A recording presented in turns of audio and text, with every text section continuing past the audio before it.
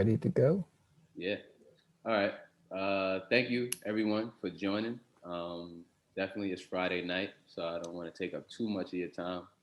However, we do have an interesting conversation that I think you all would benefit from hearing, and also you were all invited purposefully.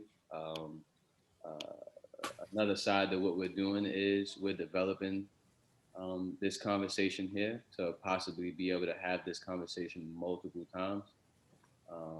And this is the first time we're doing it.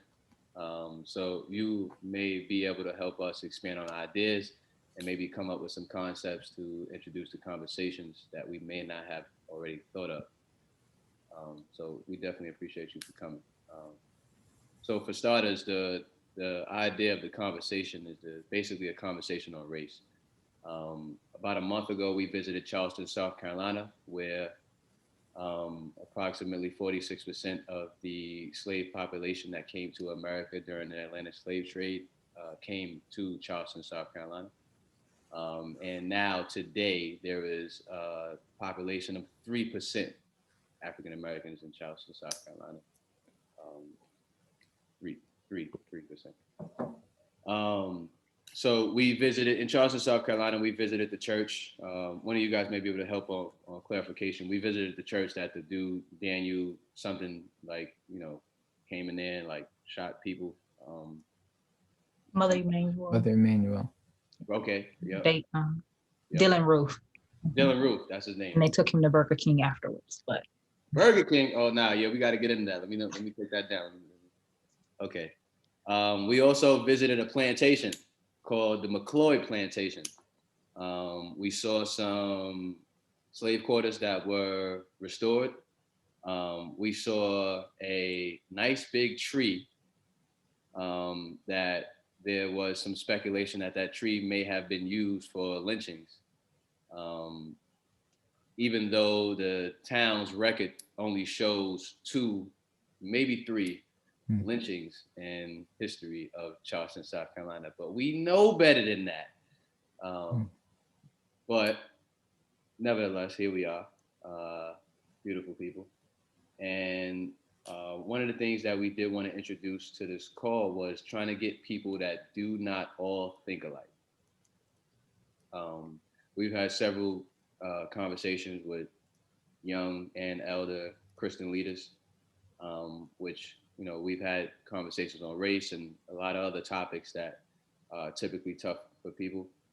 But one of the things I always said was that we can't have a conversation and have it move forward if we all think alike. If we can't all be wanting to turn the cheek. You know what I'm saying?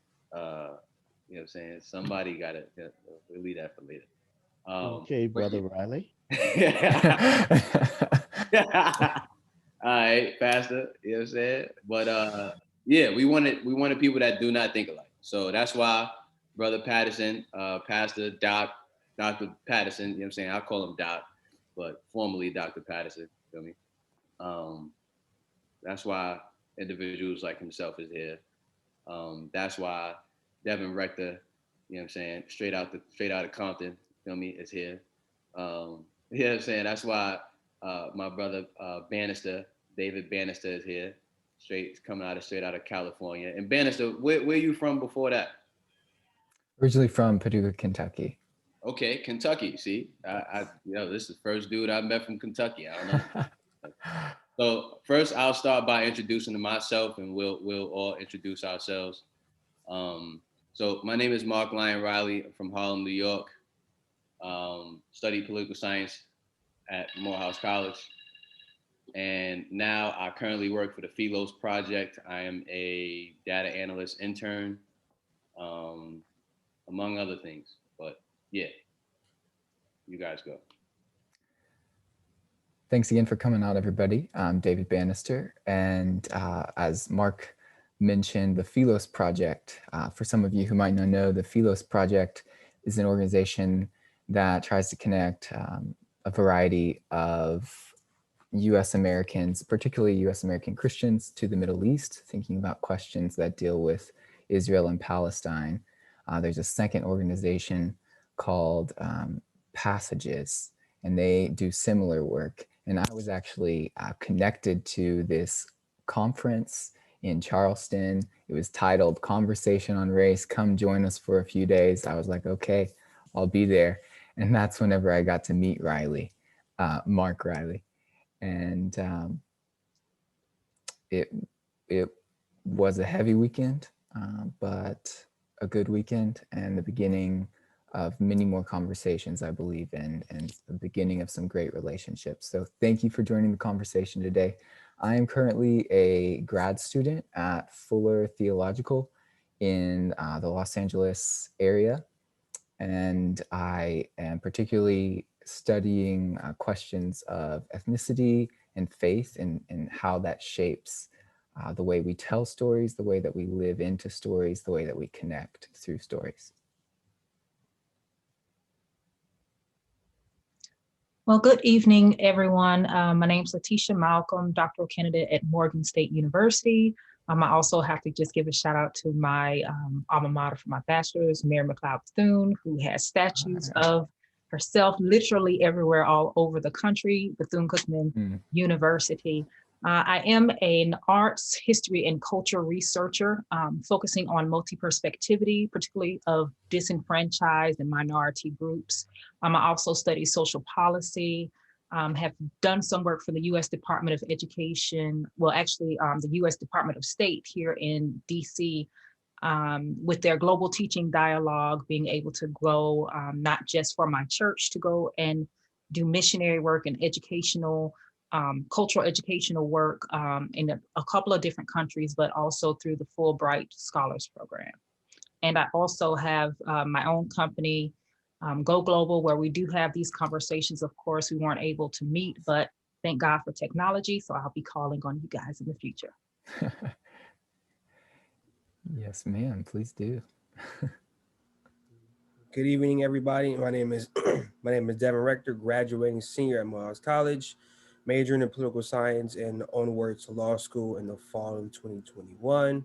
I've been working with Mark, and we've had created some programs for elementary schools in the city of Atlanta. But what my entire purpose, passion, and happiness in my life is to give back to my community the best way I see fit. I'm going to dedicate the next X amount of years of my life trying to make lives for Black people in this country and globally better. That's what makes me happy, so that's what I'm gonna do.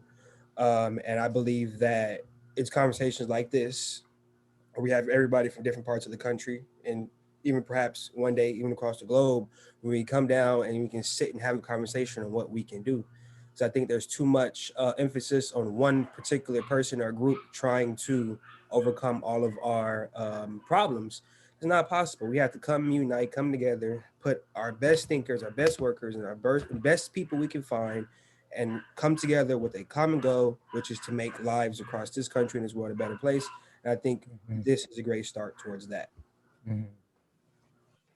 Thanks for being here, Rector. And thanks for joining us, Dr. Jackson.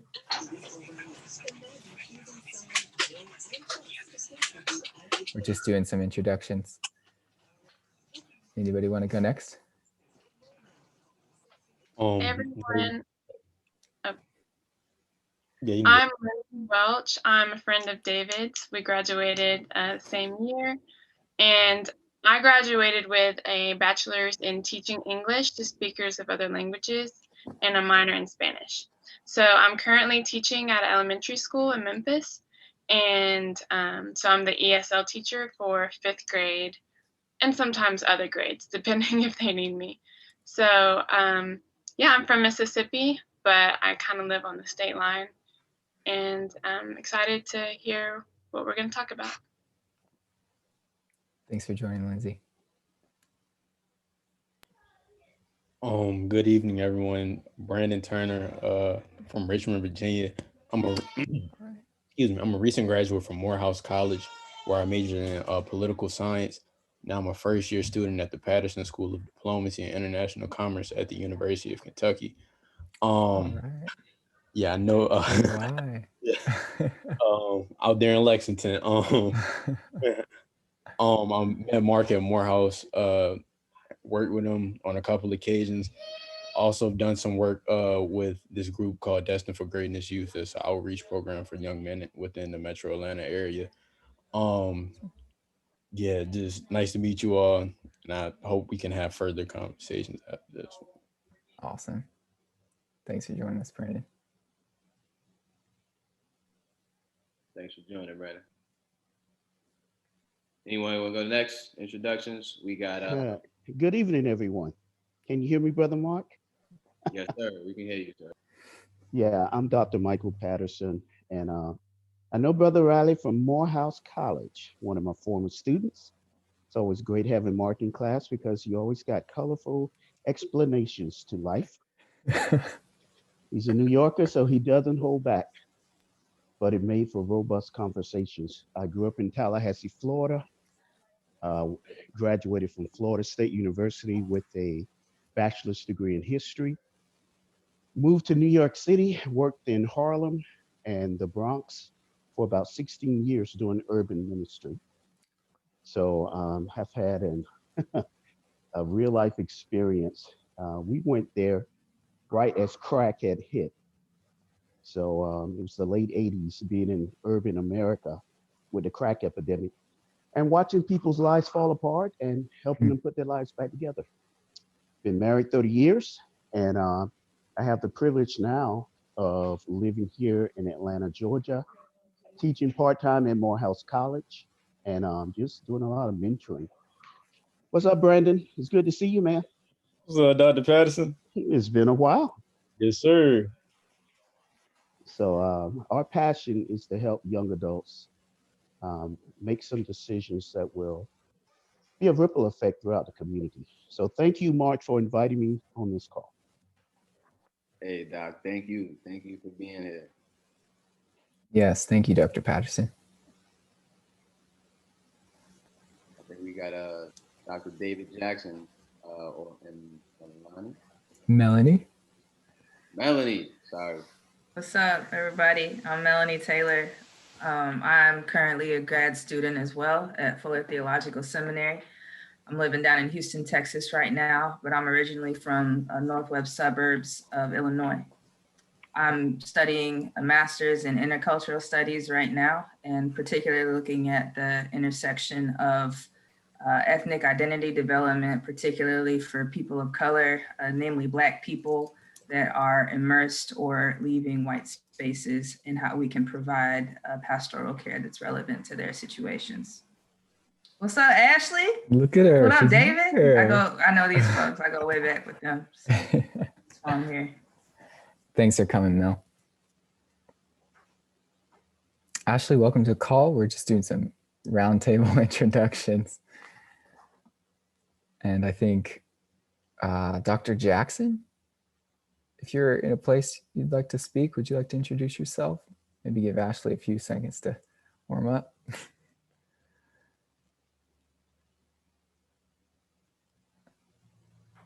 I guess we can skip for now. He may be just listening in. Okay, gotcha. Ashley, if you wouldn't mind, this is a mix of people from around the country. Mark Riley and I connected at the conversation on race in Charleston. And we just wanted to continue the conversation with several of our people in our circles.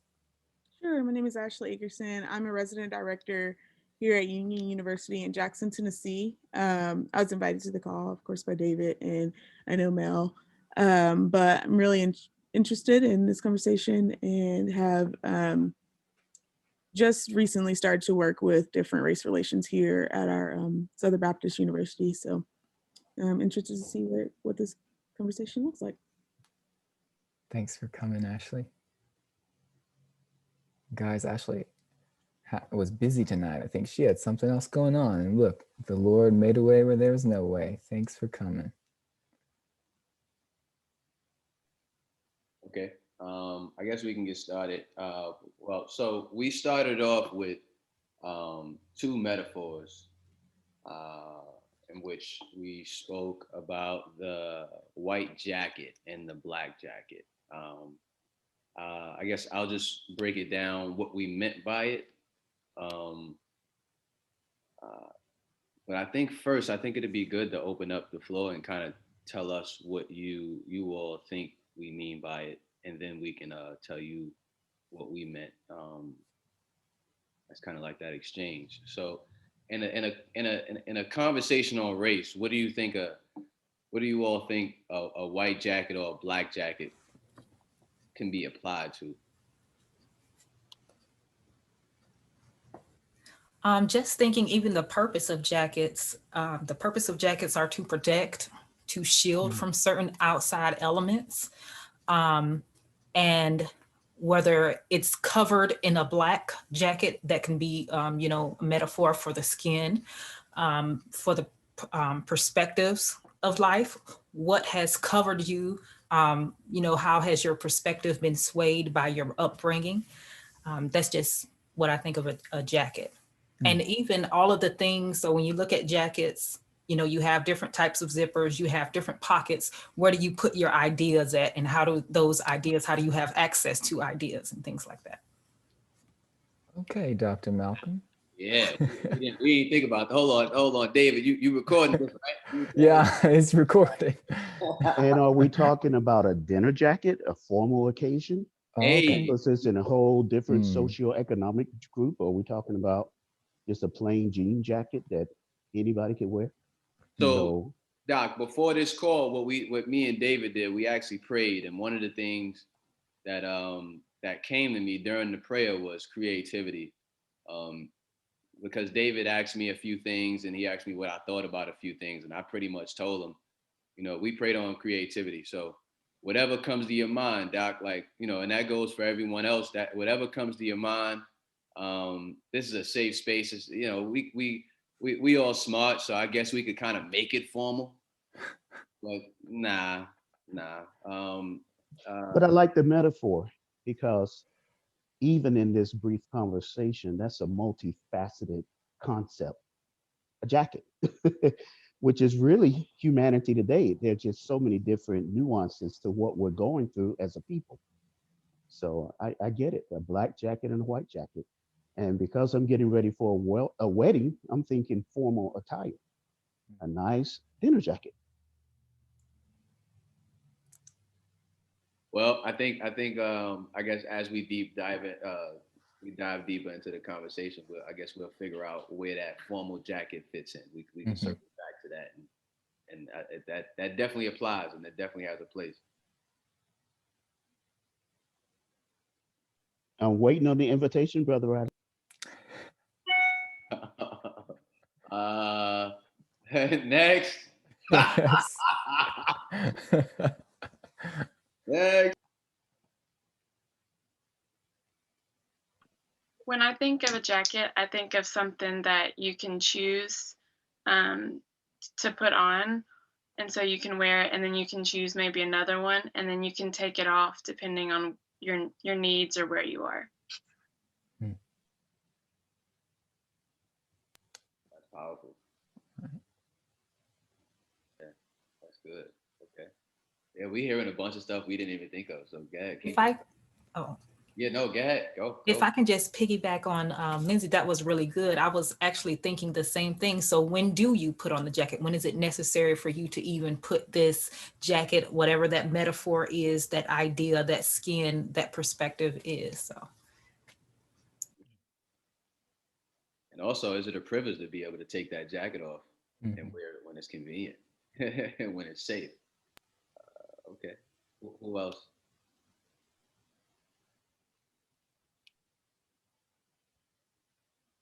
A protective layer came to mind for me. So protection from the elements, whether that's rain or cold.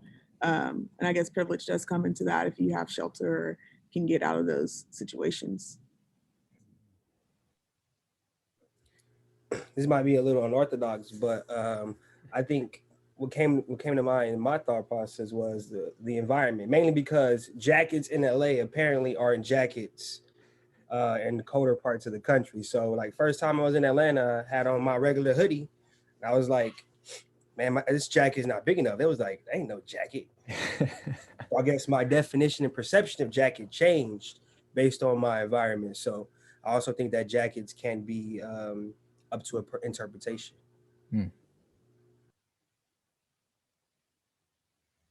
I agree 100%. Yeah, I agree. I had to write that down. Who we got next?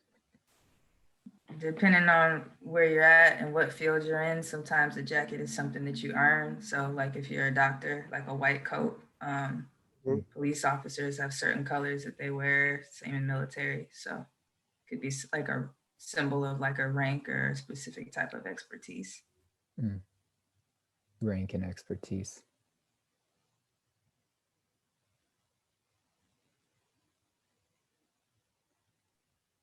Okay, we got I'm gonna call my Morehouse brother out. You know what I'm saying? Because he's trying to sit in the back of the classroom, but that's not what we do. Yeah. The same thing.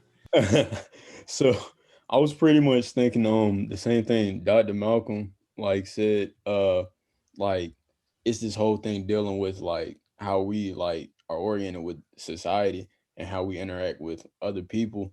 And it's like kind of like a combination of what everybody else said. Like it determines like what we're shielded from. So like depending on what kind of jacket you are or you're wearing, it will like determine how you interact with the world around you, as well as how the world around you perceives your actions. Yeah, that's just what my what my head was. Nah, yeah, that's good stuff. That's good stuff.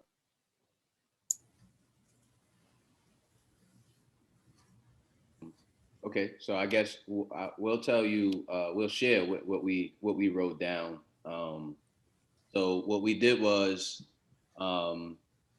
David came. I call him Bannister. Sorry. So Bannister came up with the white jacket, and I came up with the black jacket. So I'm gonna let Bannister tell you in his own words the white jacket, and then when he's done, I'll say black jacket, and then we'll go from there. So here we are, Mark and I, in Charleston, South Carolina, some hotel, and having a discussion at the end of our conference. I love how the conference ended. It was this charge to tell the story, continue the conversation. And so we were paired together, and Mark started coming up with, he's like, the problem, the causes, the effects, the solution. And I'm like, oh gosh, well, metaphors can, and so we started getting into the metaphor of it. We considered this metaphor of racial jackets. And concerning the white jacket, I started thinking of, not in terms of pigment, but actually in terms of light. White light is made up of all the colors of light. And similarly, the white jacket, like white light, steals strands of color from the stories of other people in order to form itself. And, you know, that ain't right. And in order to recover those stories, which are, I believe, are central to the story of reconciliation in Christ, I must, as a white person, take off the white jacket and look for a jacket that's truer to history, truer to my family history, truer to ethnicity. The scriptures use the word ethnos, which is often translated people group, or I think of it in terms of ethnicity. And I got to think about, how can I help others trapped within that white jacket do the same and take that off? So when he said that, I immediately thought about our visit to Israel and my trip to Ireland. And in both places, I figured out that these people that that live by this identity, this cultural identity, is exactly that. It's a cultural identity, but they're not native to that land in both places, Ireland and Israel. Even the Jews, the majority of the Jewish individuals in Israel come from European countries. But when they get to Israel, they're now, I mean, obviously they were Jewish before, but now they have the Jewish identity. So, you know, and they're bound, you know, they come together just under that umbrella.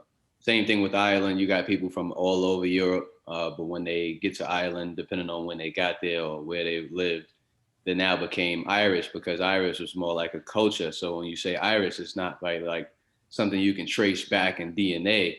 It's something like a culture. So when we talked about the white jacket, I'm like, yo, David, you might want to, you know what I'm saying, take that jacket off and really figure out, you know, who you are. Because what happens is, as a white individual in this country, as far as, you know, and I'm talking my opinion, this is what I think. You know, you can put on that white jacket and never really get to know who you are, because you have an identity here that keeps you so safe. It's nice. You know what I'm saying? You got good credit, you know, all of that, you know what I'm saying? And you never really have to find out exactly where you're from. You know what I'm saying? Because I asked him, I said, yo, where's your grandparents from? I think you told me like Kentucky or something like that. I'm like, nah, before that. Yeah. You know what I'm saying? Before that, I need you to find out where they're from before that, because that's who you are. And if you're not sure exactly about that history, then you may have on this white jacket and then assume this as your identity, and then start to, you know what I'm saying, take on certain traits that may not be natural to you. Right? Mm. So I think that's a good place to open up the floor right quick before we move to that black jacket. What do you guys think about that?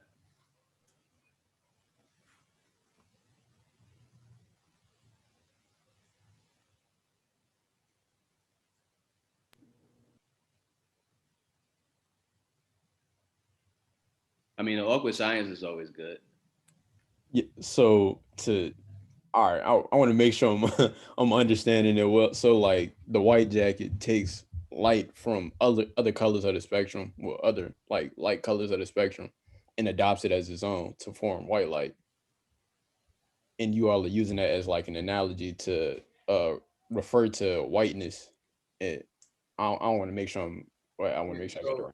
It's Yeah. something like what Yeah. Dr. Patterson just said. He said, you know, basically it's multifaceted, Mm. especially what our people are dealing with right now, right? So that concept of the multiple colors is just like perfect, right? But that's what Bannister thought of when he thought about the white jacket. When Yeah. you think of the white jacket, you're gonna come up with something completely different. You know what I'm saying? Because our you know, I want to say issues, but okay, I'll use the word. Our issues, you know what I'm saying, are multifaceted. You feel me? So it's not gonna just be one thing to be able to describe what that white jacket means. And another thing I brought up in Charleston is that, you know, when we think about slavery, you know, black people aren't the only one that left that with issues. You feel me? You got white people that, you know, that grew up and lived for generations and never learned how to cook, right? We had a black individual cooking, taking care of the kids, cleaning and all of that, picking cotton and all of that, right? When slavery was over, you had to figure out how to do that for yourself. That had to be traumatic, right? If you never cooked, cleaned, did laundry, took care of the kids, and now all of a sudden you have to do that, that had to be traumatic. So our white brothers have some trauma too that we have to be able to bring up, especially in a conversation on race. Because I think that too many times we talk about black issues, but I think there's issues on both ends. And I think there's healing that needs to take place on both ends. And you know, with the advent of sharecropping, and really, if you stayed in the South after Reconstruction, you had limited options. So even though a white person didn't know how to cook, they hired a maid. They hired nannies because there were so few options for women of color in the South during that time period. And even as a white farmer, if you didn't know how to farm, then that's where we have the advent of sharecropping. So I see what you're saying. The more I look at history, I don't see it as black and white. I see it more as it really was an economic factor. And you had whites against whites, and black people were stuck somewhere in the middle. And a lot of that is when you just look at what happened regionally, if there was a need for cheap labor or free labor, how black people were treated. That's not every white person, um,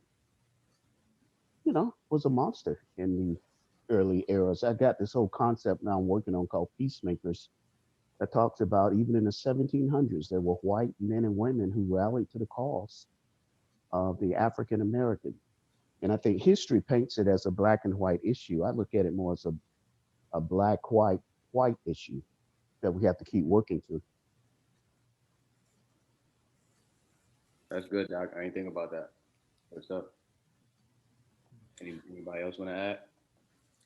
And just going back and maybe I'm misunderstanding it, but going back to the idea of this white jacket and now actually checking your history, checking your likes and dislikes.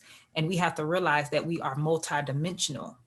A lot of times, especially when it comes to voting, I'm from South Florida, so while I am a Biden supporter, the fact that you automatically think you can get Hispanic votes by playing some salsa or some some Latin music, or the fact that you can get Black votes by having Hillary some hot sauce, right?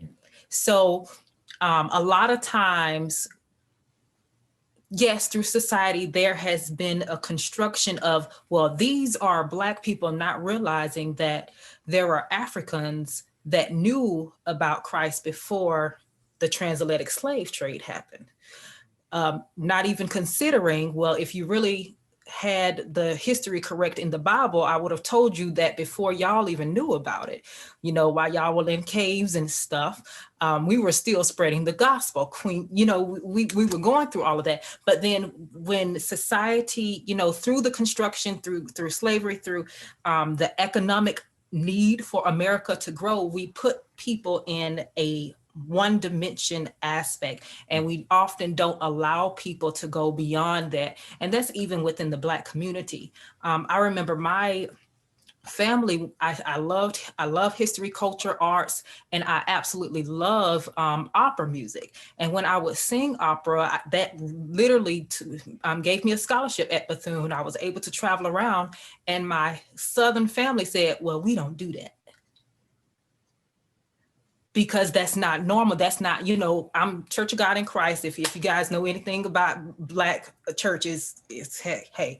So it's just something that's outside of our reality, right?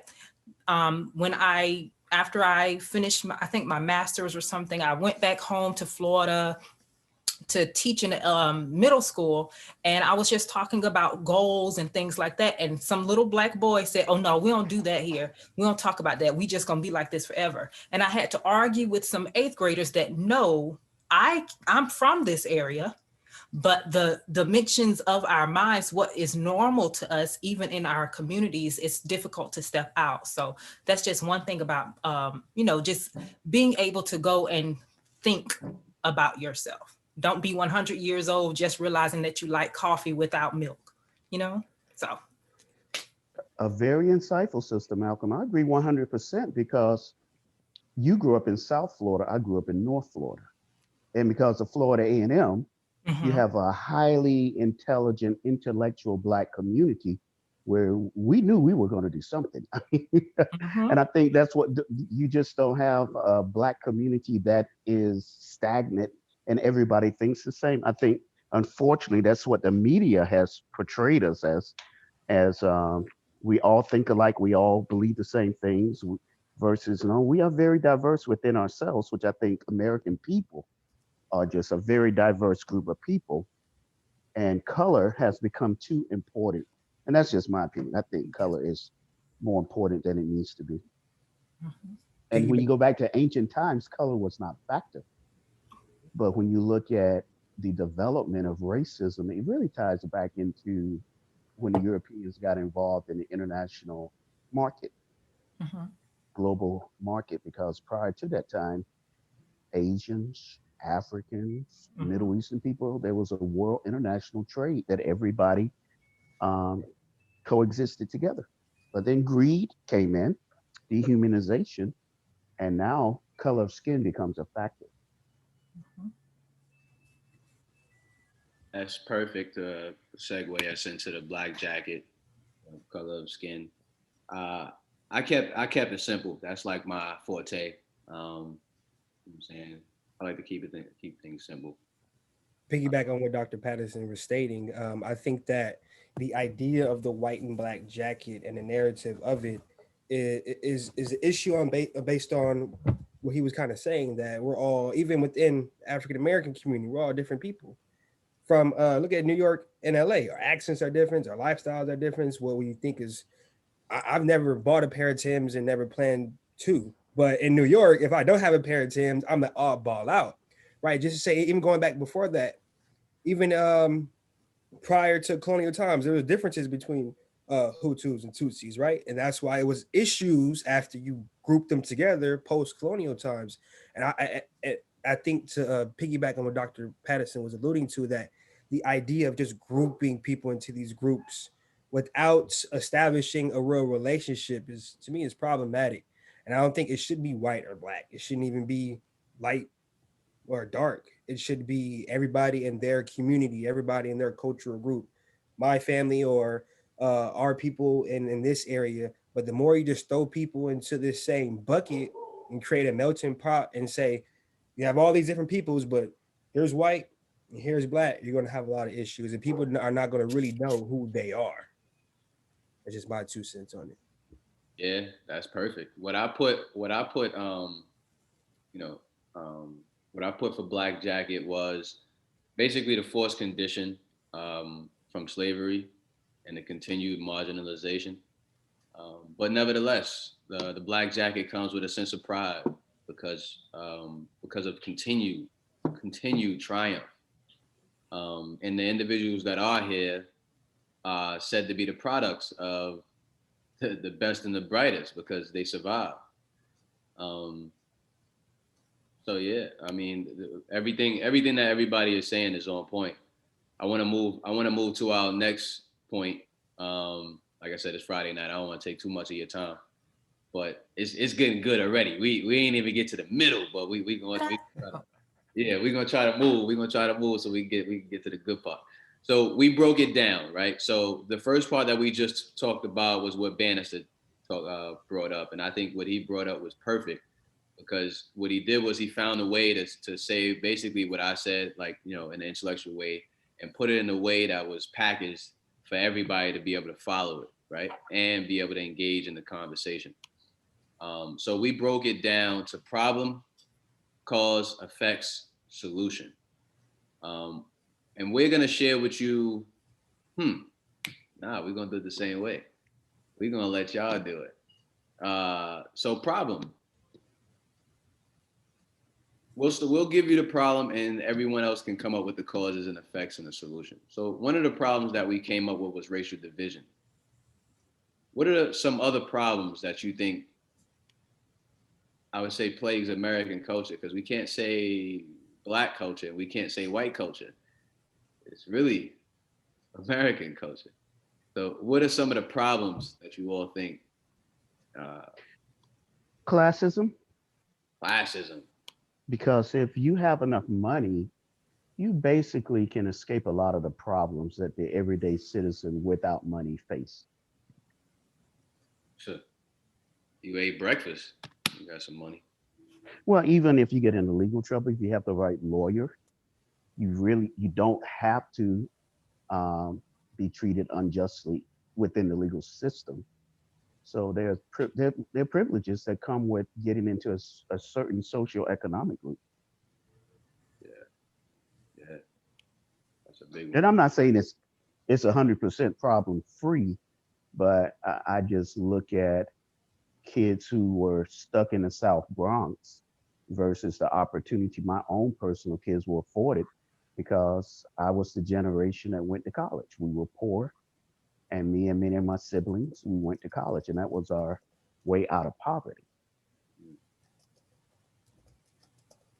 That's good stuff. I would say it's probably a side effect of classism, which is division. I don't believe that Americans in general are united on anything. I think this past election can hold evidence to that. And even, I don't even use the term, this might be bad, I don't use the term African American that much. I just say Black is beautiful, so I'm Black. And I think naturally because going back to W.B. Du Bois' double consciousness, I have a bad taste. Y'all know me by now. Those who don't,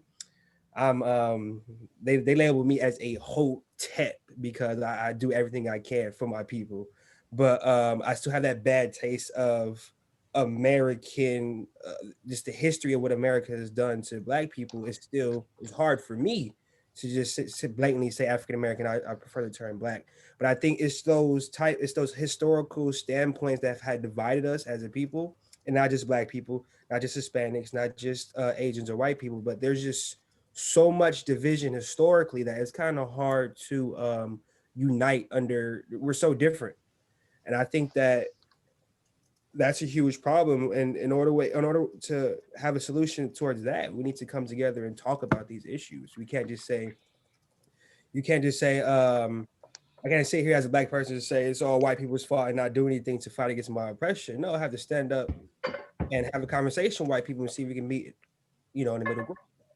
Vice versa towards the other way around. And I think that division is probably one of the most, it's probably America's biggest issue. Because with the strength of the military, strength of the economy, there's only a few things that hold America back. But I think that the division, and more specifically the racial division, is America's biggest liability. So for me, I think I kind of think of like the problem facing African American, well, facing Black people is bigger than just America. I think one of the biggest problems we face, like as a whole, is the framing of racism as only a like an American problem. Like that was constantly the thing that was like being portrayed in media and all of like that. Like while the whole thing with George Floyd, Breonna Taylor, and Ahmaud Arbery was going on, like racism like stretches beyond borders. Kind of to allude to the historical point Rector and Dr. Patterson made, like this whole thing kind of stretches back farther to once like Europe started stretching out for resources after the Treaty of Westphalia. They began stretching into Africa, and then they began to divide the people so they could conquer them. So then like you kind of have to look at the wider like effects of like, I don't want to say, xenophobia and things like that as another form of racism. Like, cause you have recently, his name, I can't remember his last name, but he was an artist named Michelle, and the police broke into his studio and beat this man and tear gassed him. Like, that's a problem Black Americans face here. Like, we can't just frame racism as an American problem. We have to give it the international global context that it actually has in order to properly address it. Nah, Brandon, what he's saying too on point.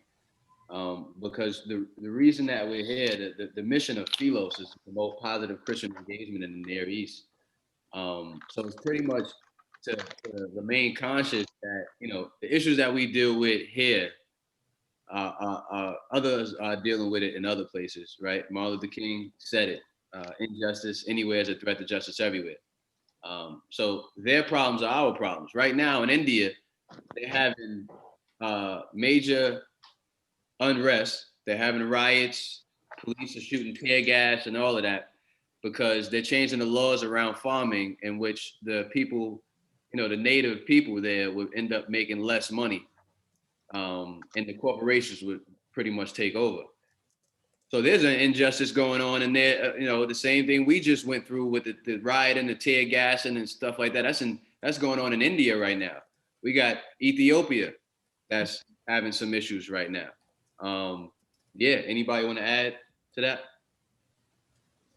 Yeah, and I think honestly, as long as there's been humanity, there have been problems. There's always been the have-nots, the greeds.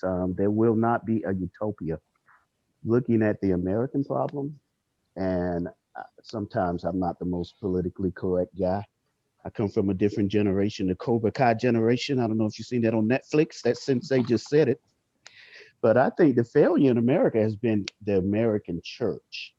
Christians have not behaved like Christians. And it's probably not a bad thing that God closed the doors of the church, because even now, the way evangelicals are acting, as though President Trump was the second coming of the Messiah. And this man's life, his life has never really matched up to a Christian standard. So we understand that, but just the way they have embraced it. And I'm like, what is the deeper meaning behind this? What is the fear? And I think the American church struggles with idolatry. So it's not shocking that God himself has said, look, it's been 400 years. People of color have suffered in the Western Hemisphere for 400 years. And we know in the Bible is full of symbolic numbers, especially when we get to 400. So I think something spiritual is transitioning in the Western world. And I agree with that. And then I'll also bring in an issue of access to education and then accurate education, particularly for history. But as far as religion, I always tell people, please research the doctrine of discovery. While historically, especially Spain, England, all of that, what the Pope had mandated, well, we're going to go and just spread this around the world. And it wasn't necessarily that core of Matthew 28, go ye therefore and teach all nations. It was more of, well, you need something that I need. What you have is not valuable. And just a side note, one thing that I tell people all the time when it comes to multicultural ministry, you cannot meet people with the love of Christ, demonizing them and thinking what they have in their culture is less than. So that's just something right there. But this idea of religion, there are still private parochial schools, particularly in Florida, that have in their curriculum, they're teaching this to, I want to say it was a second grade and a third grade book that we brought the Africans here so we can teach them about God. We did this because, they were servants, and that's what a lot of history books say. When I started teaching 8th grade history in Virginia, I argued with a white child.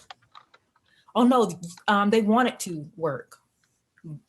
Slavery was not mentioned. There was just a paragraph even on Martin Luther King, and normally he's the one that they highlight. But it's this idea of, we bring Christ to you, what we have is correct, and we're the ones that look like Christ. Even though he's a Middle Eastern man, his hair probably was more nappy than mine. At least his cousins were. Hello, if you know your history and things like that, it was a whole bunch of tanned and burnt folk over there. If you really want to go there, but it's just we've used Christ as a weapon. We've idolized, like Dr. Patterson said, we've idolized Trump. We didn't know his church history. We knew Obama's church history, but no, he has a Black pastor who's wearing African attire in the pulpit, who's saying all these things. Oh, we can't trust him. I'll just say even Biden, because the idea, and whether you're a Republican or Democrat, is just the approach to it. The idea now that a Democrat, that means you're a liberal, that means you're against Christ. Biden has a history of going to church, but Trump has spoken to something that was deep down in people that they've been waiting to let out since the since the late 1800s, the early 1900s, and it made them feel good by not demonizing them, but saying, well, there's good people. There's good people carrying tiki torches. We need to go back and start putting them in the paddy wagon like we did before. He spoke to something that was in a lot of people's hearts, and they cloaked it in, well, he's the Christian way. Or they cloaked it in, he just wants America to get back to the things of before. What things of before? You mean when Benjamin Banneker, this Black man, built up Washington, D.C.? You mean this White House that's really a Black house? No, they wanted to get back to, I don't know if you caught it, Sister Malcolm, when he was inaugurated in 2016, a commentator came on Fox and said, this is reminiscent of the Andrew Jackson administration, the era of the common man. But that was the era of the common white man. Now, this was said in 2016. So that whole Make America Great, this was about securing the place of white males because America is becoming more and more diverse. It's becoming more brown, and there's a lot of fear. And I have older white males who are in their mid to late 50s, and they tell me The world is changing and they feel left out. And even that goes to this issue of education. We know that we've used history, we used education to get out of our circumstances, but now you're offering education to newly freed slaves. Oh no, we can't let that happen. Oh, now you guys want to be integrated with us. Oh no, we can't let that happen. Oh, you want to have the same status as us. So that it just speaks to what control can do. If I can control this, if we can keep it together within ourselves, and sometimes we even do that within our own communities, things like that. But losing control. We're okay with this presidential candidate calling Mexicans rapists, but God sent him. But yeah. Man, we got some good stuff going on. We got some good. I just keep hearing white power. I'm hearing everything. I'm hearing, you know what I'm saying? But all right, so let's Well, use. it's white male power. And even the threat now is, President Biden-elect is choosing a lot of women to be in his cabinet and to hold very high positions. So imagine being a 60-year-old white male and all your heroes, all your politicians, everything you know has been a white man. And now your world has just changed overnight. So I think that's where a lot of fear comes in and a lot of uncertainty. But it's so ironic because my buddies, they're really honest with me. They're catching it from their 20-year-old kids. So their kids are saying, Dad, you got to change. If I could like just add on to like what you guys were saying, yeah, I think the wildest thing that happened with like the Trump administration was kind of like their posturing of white males is like this new class of deserving poor. Like they were appealing to this or using this populist rhetoric to appeal to these white people that were like unemployed and all this due to partially the 2008 financial crisis. And like they were letting them know what they wanted, what they were allowing them, or giving them justification to be racist and do all these things, and allowing them to scapegoat their feelings to these black and brown people.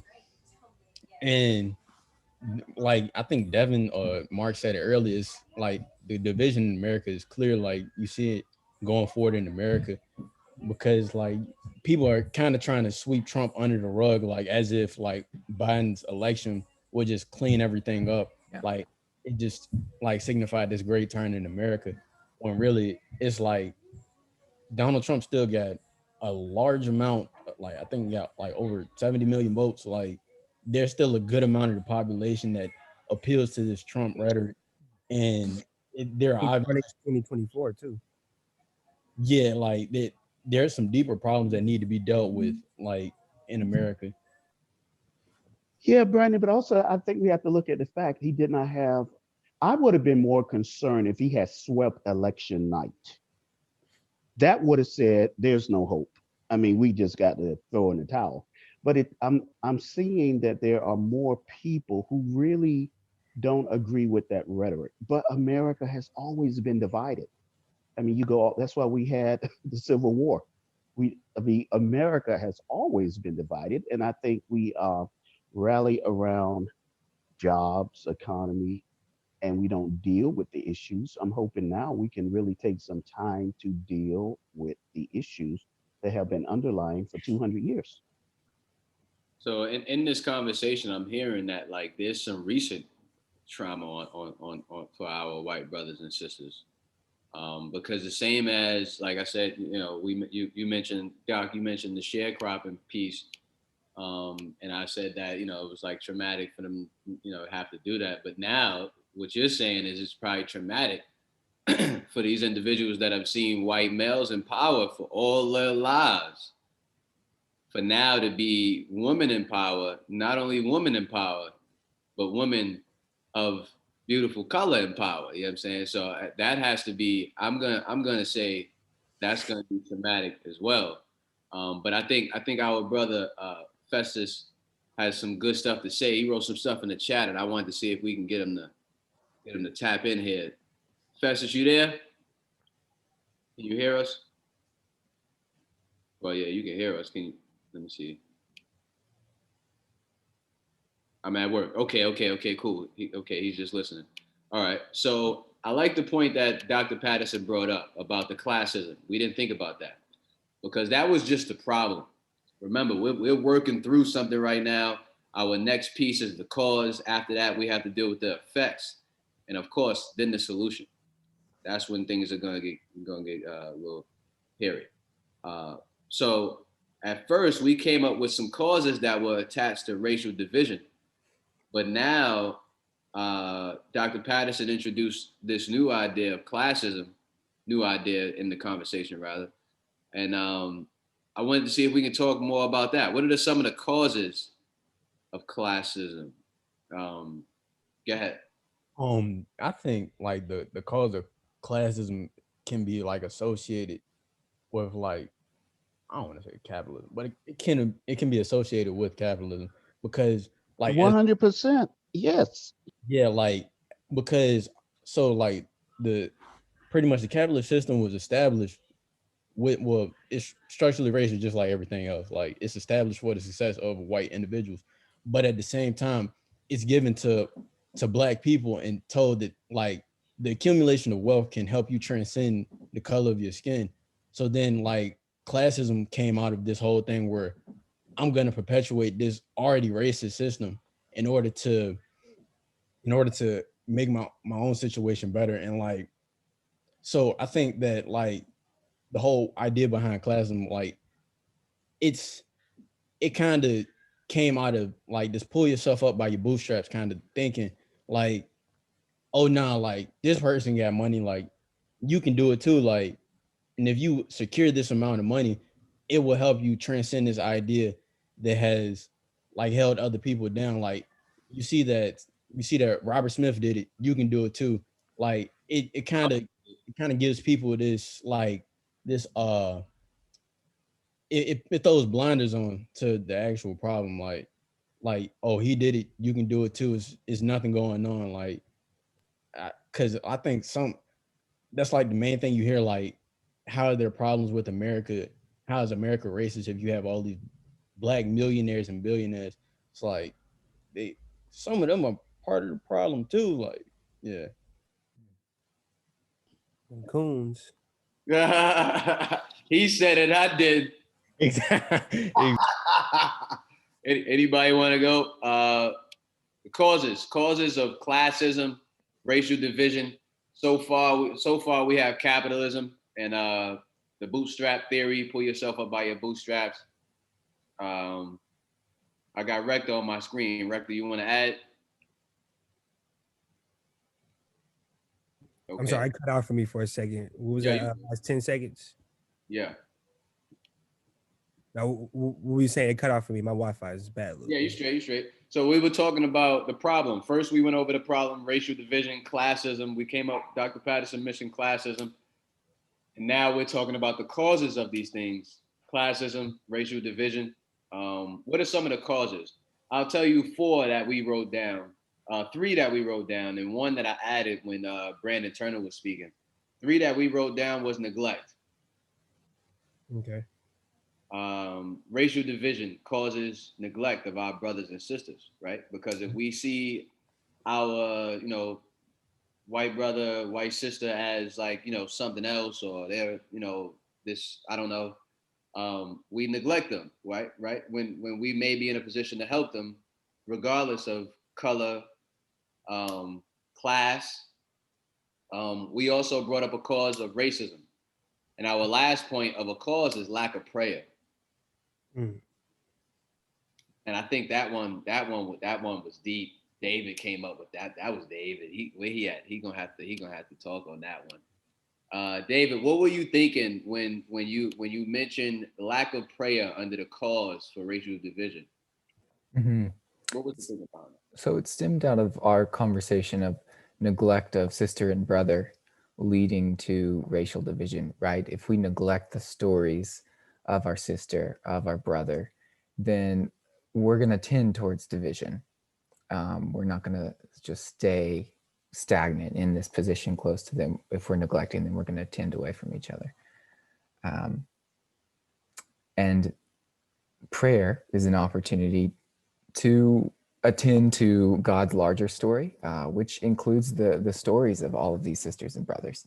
And so when we fail to pray, when we fail to even know the needs to lift up to God in prayer for another, then that division increases. I agree with you, Brother Bannister, and I want to throw in another observation that I've seen. I have seen recently so many companies, corporations, businesses rally to the cause of African Americans. And I have seen very few church pastors, white church pastors, be humble.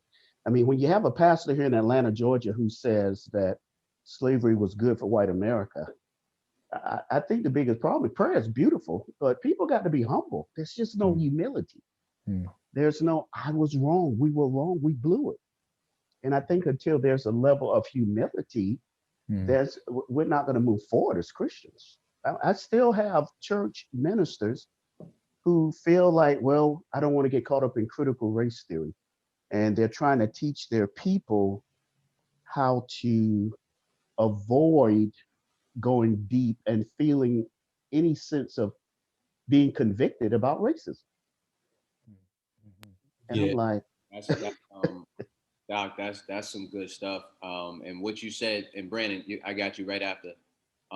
What you said kind of takes me into the next point of effects, right? Because relationship, oh man, you were saying, basically people not being humble and not being able to come to terms that they may have been wrong. It keeps that division between us, right? And I'm applying this to like relationships. You know what I'm saying? I deal with this on a regular.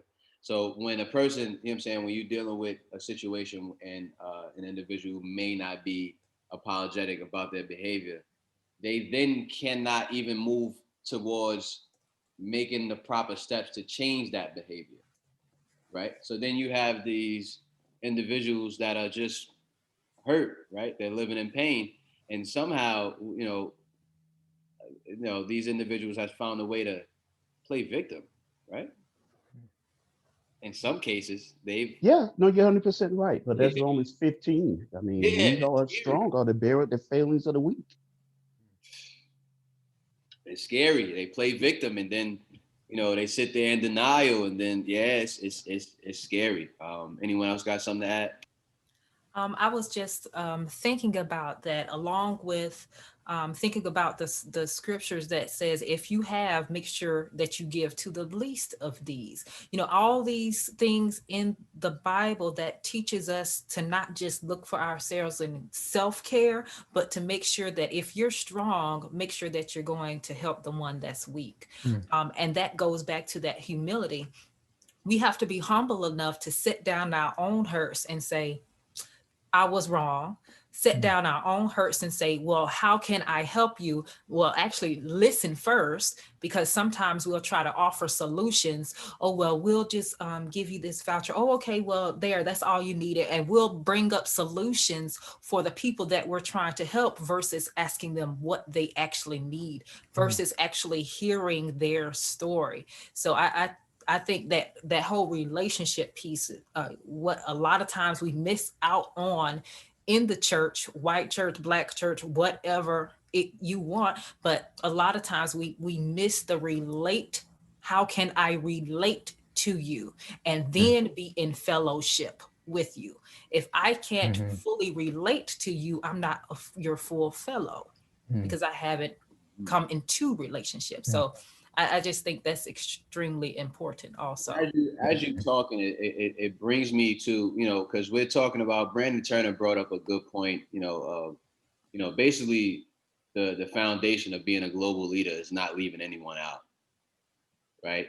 And in this conversation, we have yet to bring up our LGBTQIA plus brothers and sisters. And I want to make sure that we don't leave them out of the conversation, because relationship, I think about that, right? In my lifetime, there, a lot of members of the LGBTQIA plus community have helped me in many different ways in my career. But if I was never able to, build that relationship and be able to relate, then I would have never gotten that opportunity. You understand? So, yeah, definitely want to bring them into the conversation. But what I heard Dr. Malcolm say was basically remove your trauma from the conversation, and be able to listen. When I used to sell cars, that was one of the biggest qualities a person can have. If you don't listen, then a person could come in with 3 kids, a wife, that's 5 people, right? And you can be showing them a Honda Civic if you're not listening, instead of the Honda Odyssey with the DVD in the back because the kids is yelling. You feel me? So listening is key. And I wanna move to our next piece, effects, right? Our effects. What we have down is the effects is police brutality. That's one. Economic, educational, housing disparities, and losing our stories. That's the effects of racial division, classism. That's the effects. Anyone else have anything to add to the effects of racial division and classism? It like to kind of like touch on the point that was already brought up by like Dr. Patterson and Dr. Malcolm. It kind of like led to this generation that's kind of disenchanted with, I don't want to say disenchanted, but they're disenchanted with the church. Like I saw a tweet that said everybody, like, we live in a generation that's cool with going to hell. Like it's my fault, I don't know. But yeah, it's like I think somebody touched on it. They said that since the church was so cool with being closed, it kind of led to this whole thing with them kind of closing out everything. Like you said, they rejected LGBTQIA members, and they also refused to speak on, or a lot of pastors refused to speak on the Black Lives Matter movement and the deaths of people like George Floyd and Breonna Taylor, because they kind of thought it made the church political, but they were cool with supporting Donald Trump. And it kind of it's like you draw the line in a funny way, like you determine your position in a wild way. So it kind of resulted in this turn away from the church, turn away from God. Like it's kind of wild.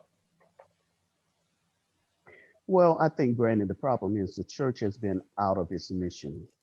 The church was never set up to be the policeman to fix all of society's ills. The church was designed to be a home for those who want to know the Lord and to serve the surrounding community out of love, like Jesus did. But I think when we lose that whole concept of discipleship and we're just meeting for the sake of meeting out of tradition, then I can understand why people will become disillusioned. Because I was there.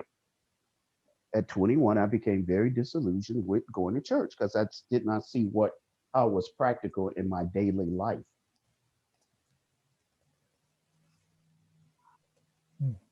Dr. Patterson, I agree. I got some brothers and sisters, from Harlem that don't go to church. I even have a brother that grew up in the church that I'm actually a member of, Abyssinian Baptist Church.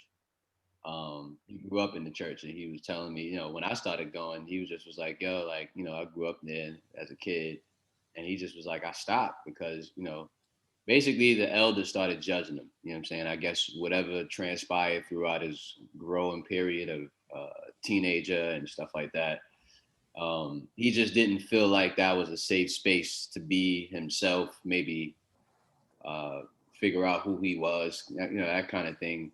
And honestly, it ends up being the streets that becomes a safe space to allow you to be whoever you want to be. If you want to play ball, the streets will let you do that. If you want to go to school, the streets will let you do that. Let me do it. If you want to be in the streets will let you do that too. But the church doesn't necessarily work that way. It's more so like, everybody understands, what the church is like, but you don't get that opportunity. And this is from what I've experienced, what I've seen. You don't get that opportunity to really grow and be whoever you are and become whoever you are. But now that makes me think about solutions. Can I? Go ahead. Oh, yep, perfect. Oh, okay. So also just speaking of the church, just like Dr. Patterson said, the mission of Christ had become convoluted, whether it was prosperity gospel, whether it was preaching that Blacks are inferior, whether it was preaching that women shouldn't, or women don't have a voice, even though it was out of context what a lot of people preach. We've done everything else but get to the heart of Christ. We've showed people everything else but show them the heart of Christ. And then that's why is the big thing is, well, only God can judge me. But I saw an amazing meme and it said, you really should be scared that God can judge you. But the reason why that is so many people's response is because we haven't really shown the love of God. We've shown the love of God in partiality. I grew up in the church, like I said, old school Kojic. You're going to get sat down if you got pregnant out of wedlock, you go, all these different things. But then when somebody else's daughter, well, just pray for my daughter, oh, my son just having some difficulty. But you said that my child was a demon. So we didn't extend that full impartial love. We only have shown partiality, and we didn't teach people sanctification with love and kindness, because that's what will draw people. That's what will keep people. And like you also said, it has to be a mentoring, yes, a mentoring relationship included with grace. We can't just teach them about the hell and not teach people about heaven. We can't just teach people about the consequence of sin and not teach them the consequence of faith, because the consequence of faith says that I can do all things through Christ that strengthens me, and it will get done. The consequence of loving people, there is a consequence of loving people that people will love me too, right? If I extend love, and it can't just be for the people who I like, because that's not true love. But it's just we have to really get to the core of Christ, the Christ that was sitting with whores, the Christ that were sitting with drunkards, the Christ that was sitting with someone. Peter said, I got you, Jesus. I'm gonna cut his ear off and then we're gonna leave the Garden of Gethsemane, right? That Christ, because that Christ will not only continue to draw you, but that Christ will also, right, the tax collector chat, I got property in Florida. I'm tired of paying my taxes in Florida, but I live in Maryland, all those good things. But that Christ says, I'm not only going to show you your sin, but I'm going to show you the love, and I'm going to show you the way out. That's the thing. We forgot to show people the way out of whatever that out that they're trying to get to. Yeah. Yeah, I learned that tax collector piece from Doc. You know what I'm saying? I'm gonna give him his credit. That was one of our first Bible studies right there. But what I heard You were my favorite tax collector, Riley. That's what I was about to say, but I'm like, all right, we recorded. But yeah, I was a tax collector in that moment. Yeah, now, Dr. Malcolm, what I was hearing you saying, it sounded like, love with conditions. Basically, the church tends to love with conditions, right? We'll love you if you look like and act like. Ooh. But if you don't look like or act like, then, you might need to find another church. What do you think?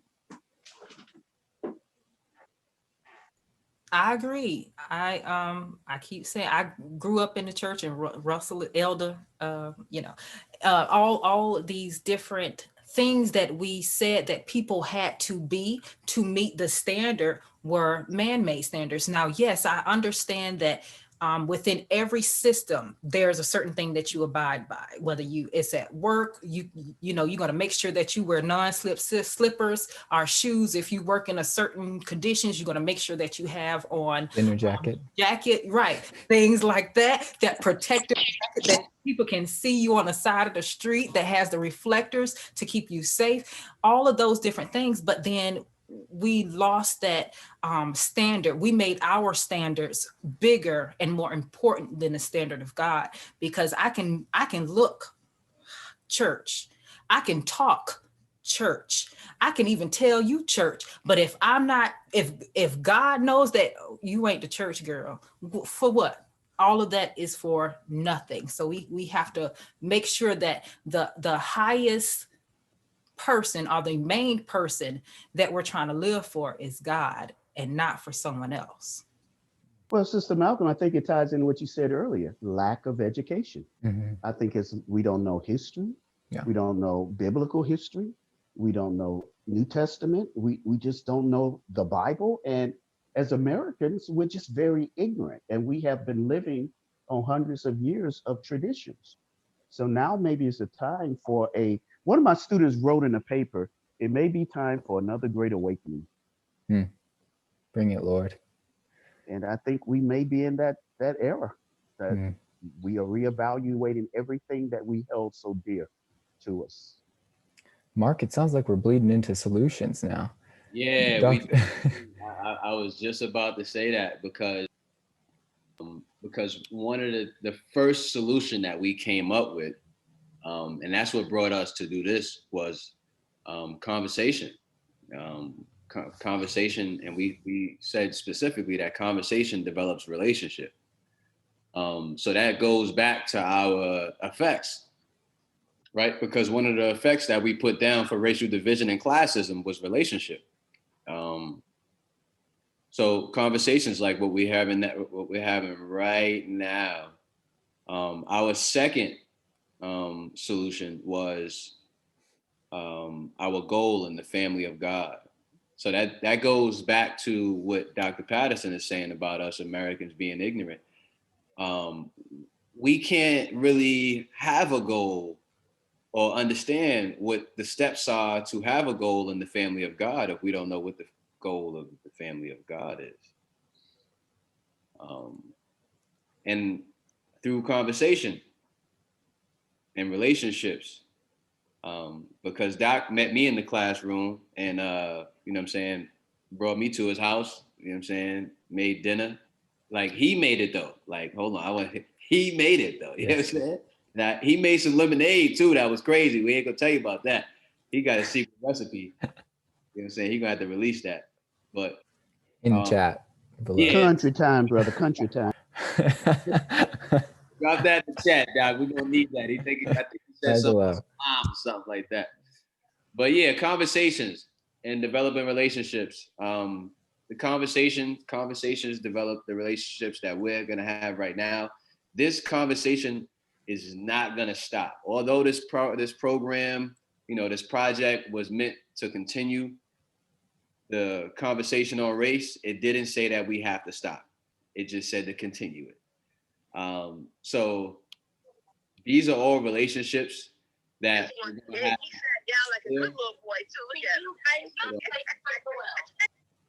Okay, these are all great conversations that we're gonna have here, but it's more so the relationships that we're building. And we see conversation and relationship building as the solution to racial division and classism. But yeah, anyone have anything else to add to the solutions portion? We also just had one person, a new person come on. He's one of my friends, my childhood friends from Harlem. His name is Chima. He's actually Ethiopian himself. So you'll probably hear from him when he decides to jump in. Chima, you want to introduce yourself real quick?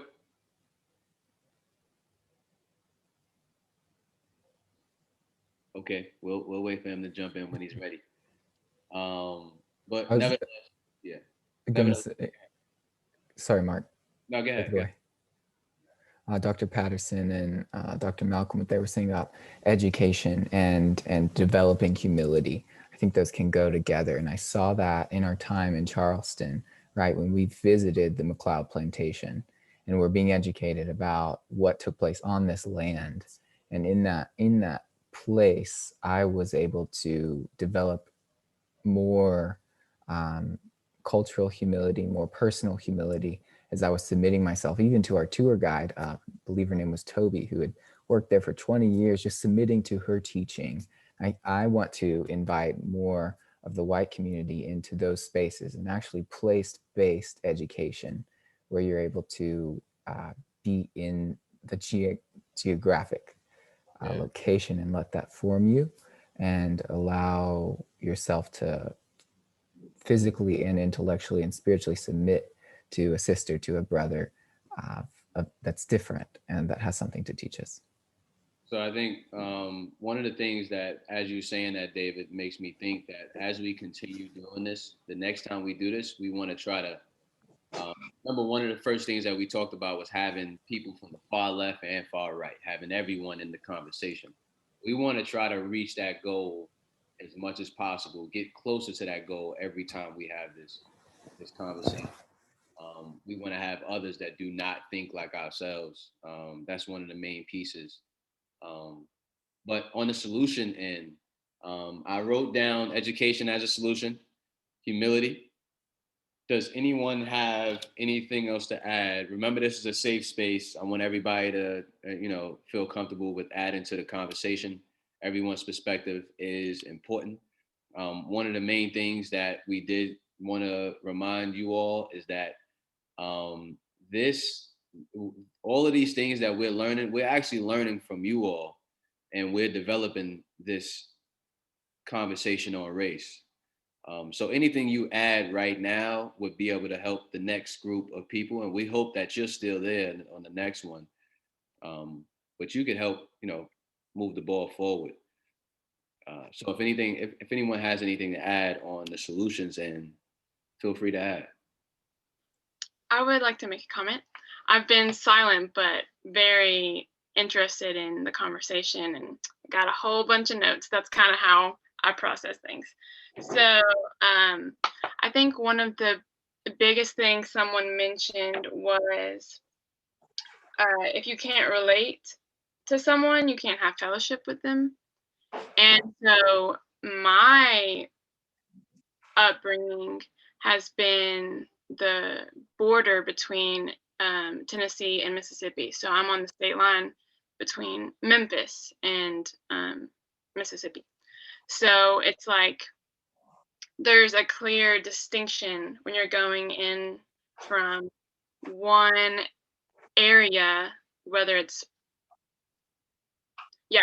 coming from Memphis going to South Haven, and you can tell physically, you can tell the pavement changes, and then kind of the poverty kind of changes to it has more trash near Whitehaven, and then South Haven kind of still does, but then you move and it gets more ritzy in a way. And so anyway, my upbringing has been in the living not in the ritzy, but still the people I around, all white people who have money, more or less. And so what I was thinking was about the church, how I've heard someone say it's the most segregated place. And if we're talking about Jesus's heart, how is that Jesus's heart? Like, I didn't grow up having a lot of Black friends. I mean, that's just not the community. Like, even Christian brothers and sisters in the Black community. One of my best friends is mixed, but still she was raised more. Can y'all hear me? Yeah, I can hear you. I hear you. Okay. I heard you perfectly. Okay. Okay. David, see what's going on with Chima's, and I'm not sure. So just thinking about, it wasn't until college when I was more exposed to other cultures, because God used that, in my major. And so it was like I intentionally saw people from other countries. And then just even having a African American or leader, I didn't have that until I went to college, and it was a guest speaker. So now in my current position, I'm the more minority in my school. I think there's a few other white teachers and maybe a few white students. And it's been a really cool experience to actually build relationships. And long story short, I think we're missing that because I can't have conversations about problems or solutions because a lot of people around me have a particular idea. And it's been really cool, through talks like this, or hopefully more in the future, to hear perspectives, because I don't get that if I'm in my own community. So Lindsay, I wanted to see if I can gain some clarity. Are you saying that basically other individuals have this idea of you possibly wearing that white jacket that we spoke about earlier? Yeah, I'm sure. I wrote down when I was reflecting, I'm like, when you enter into a conversation, everyone's going to assume something about someone.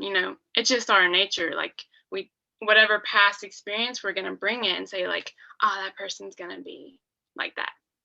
So in conversations like this, it's good to say, okay, well, I'm assuming something about someone, but let me listen, because, it might not be true, or it might be, but we can still talk.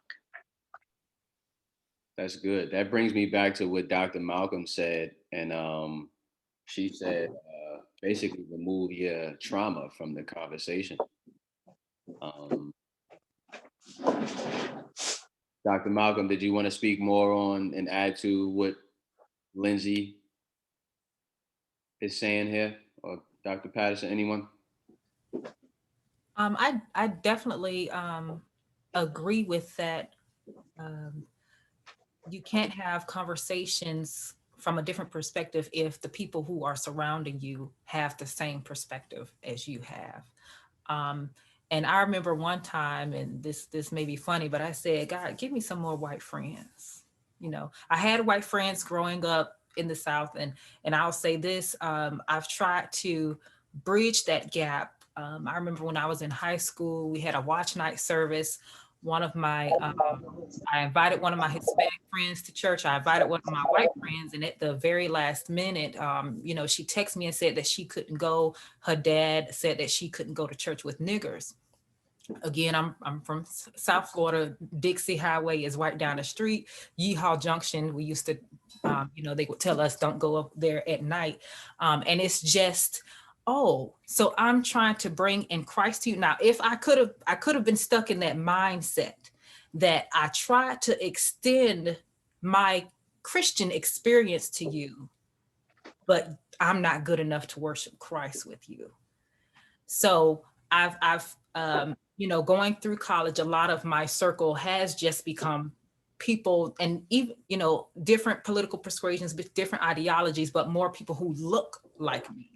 And I do think it's necessary to make sure that we attempt to, even, not best buddies, but at least be in spaces of people who think different from you, to have that conversation, to get a better understanding. Just like Dr. Patterson said, for a lot of people, older people, it's a scary time when most of the people at the grocery store don't look like you, or most of the people who's in your neighborhood, because hello, Ahmaud Arbery, it's frightening to have someone running down the street that looks different from you, because he might be a robber. He might try to come and steal everything at your house, or he could just be getting some exercise.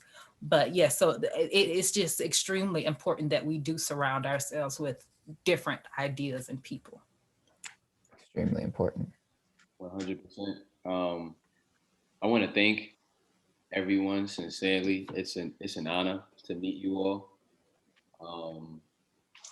I definitely appreciate everyone for giving their perspective. We're gonna do this again, and we have everyone's email. Uh, Me and Bannister is gonna work and collect everyone's information. Make sure that you guys are in the loop on the next conversation. However, before we leave, I do have one challenge. And if, like I said, we pray for creativity. If anyone has anything to add, definitely say so. I want to challenge everyone here to speak to or have a conversation with an individual that does not look like yourself, with an individual that you may not think like. So that may not be black and white. That may be a member of the LGBTQIA community. That may be, whatever. Speak to another person, say hi. That's one of the ways personally I developed my confidence in conversation. I read it in a book. If I'm not mistaken, it was a book written by Grant Cardone on selling real estate or something like that. And he was saying that was one of the steps to becoming a great salesperson, was becoming confident with communicating with individuals that do not look like yourself. So one thing that I started to do was literally just walking down the street to say hi. And it freaks people out. Like, I'm telling you. In New York? It's especially in New York. You say hi, they looking at you like, hold on. You know what I'm saying? Then they really clench in their wallet. But, saying hi is powerful. It's powerful for the other person, because you'd be surprised who Robert Franklin, one of the old presidents of Morehouse College, said this one day, and it stayed with me. He said, be kind to everyone, because you never know what someone's going through. So you never know, that hi, you might have made that person's day. You might have stopped them from committing suicide that day just by saying hi. So nevertheless, I challenge everyone to say hi or have a conversation with someone that does not look like yourself. And if anyone has any other challenge to add, we're welcome to it. We're open to it. Sure. Bannister, what you got? So I see Christina King dropped in to listen to some of our call. Director of the African American Affairs Initiative at Philos Project. I actually just wanted to support something you just said, Mark, with what she sent out to us maybe a few weeks ago. She shared about how Christians, we believe that we are healed by the blood of the Lamb, Jesus, and the word of our testimonies. That's our stories. So I thank you all for bringing some of your stories here tonight. And even as we all take up Mark's challenge to listen to another, to talk with another that's different, I'm going to carry that forward, and I hope you can too, that hope for healing through the sharing of our testimonies, through our stories. So lastly, I can't end the call without introducing Mama K. I'm sorry, y'all. We're going to let y'all go. Her name is formerly Christina King, but we okay. And this lady has changed my life personally. And I can't end this call without opening the floor to her. And she's actually responsible for this conversation in the first place. So without further ado. Well, I'm just going to say that I'm sitting back here on my in my bedroom with like the fireplace, listening, and just so proud.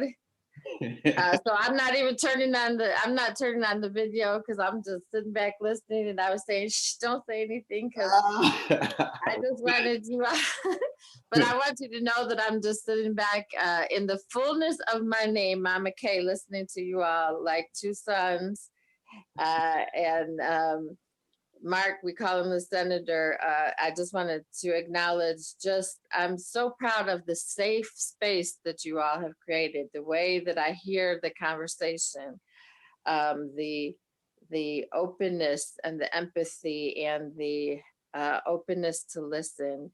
And I'm just so proud of how you all are are conducting this difficult conversation that so many people in our nation aren't able to have. So sending big hugs to you, Mark Riley. You're just amazing, David, and to all the rest of you. Thank you so much for joining and to sharing your voice and to your experiences so that we all can get to know each other better.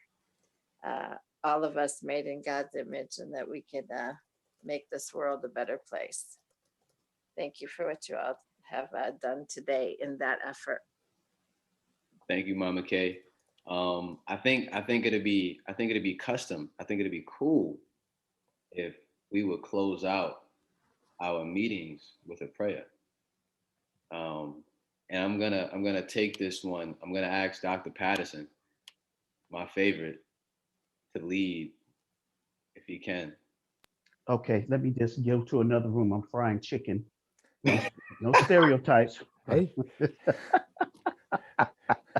My wife loves fried chicken, so we have every few weeks. Yes. Yeah, It's it a is. very priestly thing to cook meat.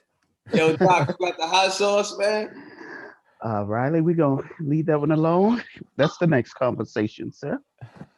Food stereotypes. Thank you for inviting me, Mark, and I've enjoyed listening to everyone, and I appreciate the openness, the vulnerability, and just the conversation. Definitely was a break from just watching TV, so thank you for the opportunity, and I do agree. We got to have these conversations, and they're crucial. And I believe we're at a turning point. I'm optimistic about the future, very optimistic. Let's go to God in prayer. Heavenly Father and God, the creator of the universe, God, the maker of everything we see, God, the one who was in control. God, we come before you right now, God, humbly asking you to watch over this nation, dear God, and to be with the many, many people who are suffering, dear God. People are having severe health issues, God. There's food distress. There's just racial tension. And I know, God, that you're trying to get our attention. I pray for those of us, God, who are believers, who are Christians, that we will stand up and do our part, God, that we will be like your son, and that we will, as Mark say, initiate. We will be the ones to reach out, dear God, and to be vulnerable with others. Thank you for this time, for everyone's comments, God, those that were said, those that were typed. Thank you for just this fellowship. And we pray, God, we can be your servants to bring glory to you. We ask these prayers in your son's name. Amen. Amen. Amen. Well, good night, everyone. Yeah, I can start y'all Friday turn up now. You feel me? Bring the bottles from behind the screen. Oh, Riley, you were doing so good. Give me a call when you're done, man. Everyone else have a good night. See y'all next time. Amen.